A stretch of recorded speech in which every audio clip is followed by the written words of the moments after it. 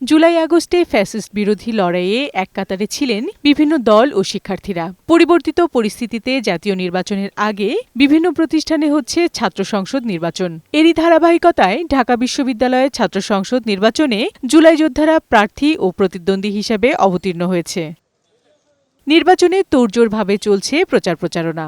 তবে প্রচারণার বাধা হয়ে দাঁড়িয়েছে অনলাইনে সাইবার বুলিং। মধুর ক্যান্টিনের ছাত্র শিবির সমর্থিত প্যানেলের জিএস প্রার্থীর বিরুদ্ধে রিটকারী ফাহমিদা বলেন, হাইকোর্টে রিট করার পর বট আইডি দ্বারা নিরাপত্তাহীনতায় ভুগছেন। রিটটি করার পর থেকে আমি আমার ফেসবুক অ্যাকাউন্টে আসলে বট অ্যাটাকের শিকার হচ্ছি এবং বুলিং এর শিকার হচ্ছি। উদ্দেশ্যমূলকভাবেই আমার প্রতি এই ধরনের হুমকি এবং স্ল্যাট শেমিং এবং বিভিন্ন ধরনের কুরুচিপূর্ণ মন্তব্য আসলে করা হচ্ছে।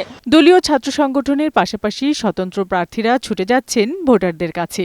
ছাত্র শিবির সমর্থিত প্যানেলের ভিপি প্রার্থী সাংবাদিকদের বলেন, বুলিংকারীদের বিরুদ্ধে ব্যবস্থা নিতে না পারলে নির্বাচন নিয়ে শঙ্কা রয়েছে। দায় দিয়ে দেওয়া রাজনীতি থেকে বেরিয়ে এসে যারা অপরাধী, যে অপরাধ করছে, যে নারীকে শ্লীলতাহানি করছে, যে সাইবার বুলিং করছে, এরা হচ্ছে কালপ্রিট। তাদেরকে আইডেন্টিফাই করে তাদেরকে বিচারের আওতায় নিয়ে আসে। শিক্ষার্থীদের কাছে ভোট চাওয়ার পাশাপাশি কুশল বিনিময় করছেন ছাত্রদল সমর্থিত প্যানেল। বিভিন্ন ক্যাম্পাসে অস্থিরতা করছে ফ্যাসিবাদের দোসররা জানিয়ে প্রার্থীরা বলেন, কারো ফাঁদে পা দেয়া যাবে না। অনলাইন আর অফলাইন দুটো মাঠ টোটালি ডিফারেন্ট, কিন্তু এই অনলাইন প্রপাগান্ডার মধ্য দিয়ে সাধারণ শিক্ষার্থীদের বিভ্রান্ত করার অপচেষ্টা চালানো হয়। এদিকে ঢাকা বিশ্ববিদ্যালয় প্রশাসন এক বিজ্ঞপ্তিতে জানিয়েছে, ডাকসু নির্বাচন উপলক্ষে আগামী ৮ সেপ্টেম্বর থেকে ১০ সেপ্টেম্বর পর্যন্ত সকল ক্লাস ও পরীক্ষা বন্ধ থাকবে।